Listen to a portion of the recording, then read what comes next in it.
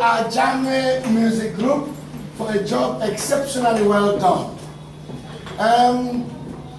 I'm sure Jack should really be very tired. He started traveling about 2 days ago, and the US is very big. Sometimes they'll change like 2-3 flights before they fly out to the United States, and then they start coming in. It's time to give him, to try to enable them to go on rest with Zach. Zach came all the way from New York to Chicago, and then he's back. He's stuck again in Chicago as I speak now. But what is good is that they are here. Last year, before Jack is going to say what to you before we go, I like to say that last year, when I was in the US, Jack and myself and Zach and another young man who has not come called Eli, and the chief scientist in Jack's office, Mike, we drove for almost 3,800 miles, day and night for about 3 or 4 days, towards a number of states. And it was wonderful to go through this journey. Now today, we are proud and honored to know that Jack has finally made it to Cameroon, and that on the 22nd, which is a Saturday, he is going to be assisted by senior government officials to christen the very first village-based recreational center for the elderly. It's an exceptionally very small, beautiful place, which is constructed by people we think are finished. Now the house is to say that even if you're 90 or not finished, life is just beginning for them. And we are happy to have that. What is more important is that Jack has accepted that this center be christened in honor of his mother, who died at the age of 83, called Dorothy. So it's going to be called the Dorothy York Social Center. And it will link to, again, the lady I talked about, to the Ahana Thomas. Another one has a very interesting story. But I like to say that these two will be honored by the building. But we're not also forgetting Jack's father, James York, who really helped to fight and protect United States and other countries during the Second World War. So for those who can make it to Anyajwa on Saturday 22nd, please, you're welcome. That is the last day we have to be with our brother because he leaves for the US the next day on Sunday. So thank you very much. Let me invite Jack to say a word or two. Yeah, well, hopefully I see many of you during the week. This will be a fun week for the Dorothy York Center, but also a chance to see the work that you've all been doing over the last few years. And I promise you, this is the first but not the last project. So.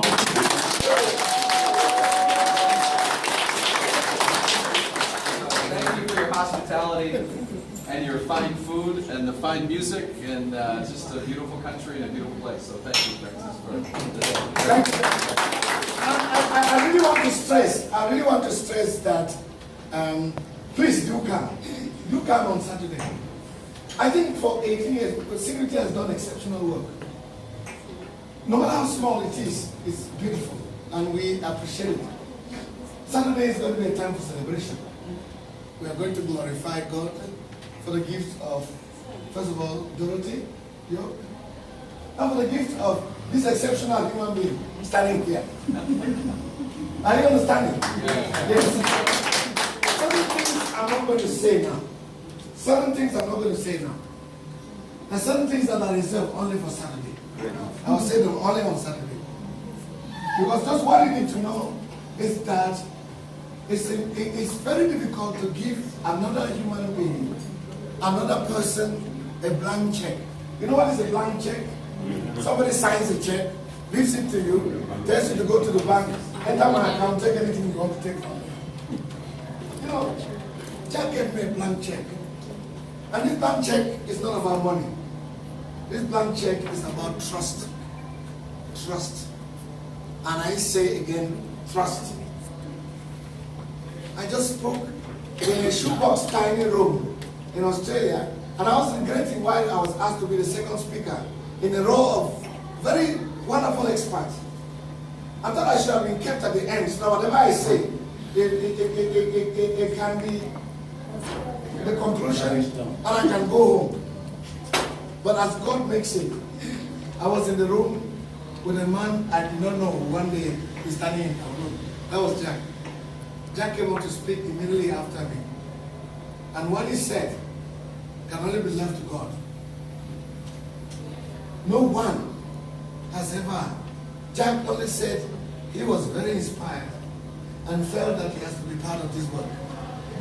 And he flew up, I don't know whether it was the next day or after the following day to the United States. I was still in Australia when he sent me an email repeating that in fact what he said is what he has said. When I came back to Cameroon, we had a Skype call. And he still repeated the same thing. And all I did was that I saw myself flying in a very supersonic way, very graciously and gloriously into the United States. I landed to JFK. I didn't know how to find my way out. And I was struggling to meander and turn around the corner like a railway way and find myself in the middle of the end. And that is how Jack turned me into what do you call a keynote speaker. The day I spoke, I thought Pope Francis had never been so humble the way I was.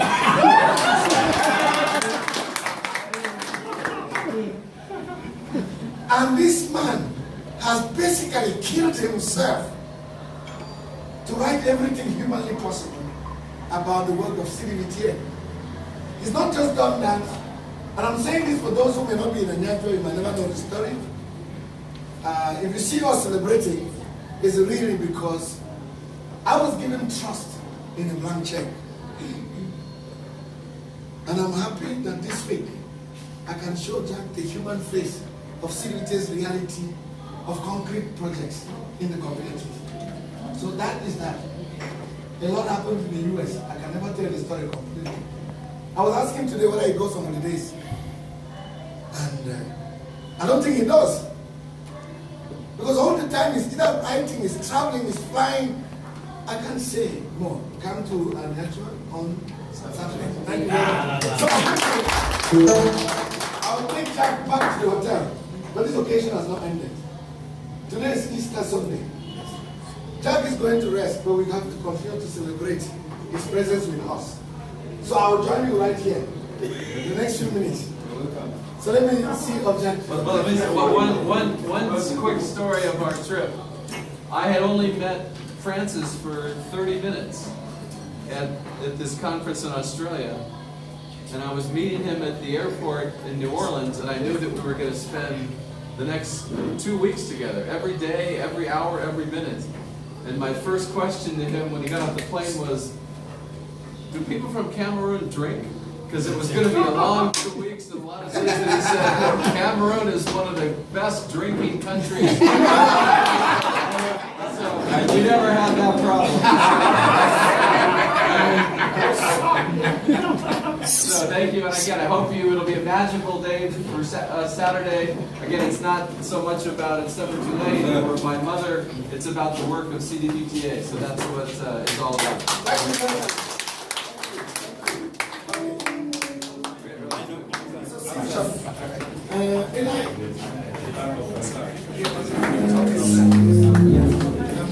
Thank you.